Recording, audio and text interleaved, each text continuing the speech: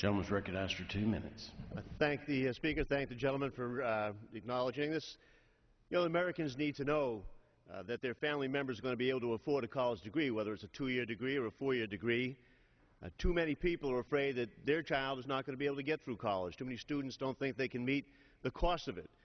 And that's what we need to deal with. Public dollars for schools, Pell Grants, lower interest rates, work-study. Those are things that we've done together to allow people to have the opportunity of college so that everybody can try to achieve their goal, have an equal opportunity to achieve those goals with things we've done together in the past. We've been helping businesses find very educated and skilled people to drive our economy. It doesn't matter if you earn $20,000, $30,000, $60,000, or if you're suddenly unemployed because you lost a job. It feels the same if your kids are pushed out of school, if they can't afford to pay for it. Getting a degree really makes a difference for many people, whether or not they're going to be able to get a good job. And helping them do that is something we've all decided to invest in. You know, carrying a huge loan debt, it may mean that you have to delay starting a family, delay buying a house, taking a job that you otherwise wouldn't take. Pell Grants, work study, lower interest rates, all of those things for higher education. One of the opportunities that we all help to create so that people that have been benefiting from special favors, from tax loopholes, the corporations, the people that are extremely wealthy, they need to do their part. And that's simply what we're asking them to do. We can keep this country moving forward if we invest in our future. What we want to do is find a way and make a time that those that have benefited so extraordinarily realize that they too have to step up to the plate and join the rest of us to help pay for those opportunities, to make sure that we can move forward. This is a good time to invest in America and Americans. You know, we have 250 tax expenditures in the tax code. Those are special interest rates, special tax rates rather, special favors, credits, deductions.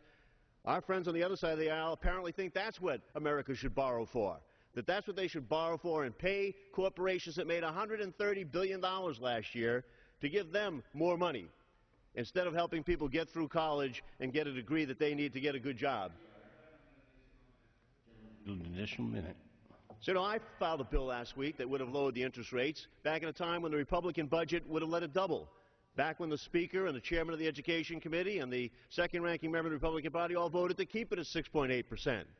Filed a bill, and I found a way to pay for it. Was taking one tax credit from Big Oil that made $130 billion last year. One tax credit that they weren't originally intended to even benefit from, but had managed to sort of squeak their way into eventually, and said there's a way to pay for it.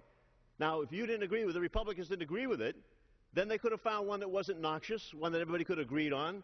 But instead, they finally came around to deciding that they wanted to lower the interest rates because they couldn't take the political heat when the president was out there talking to American families and American parents and American students said, what are you doing?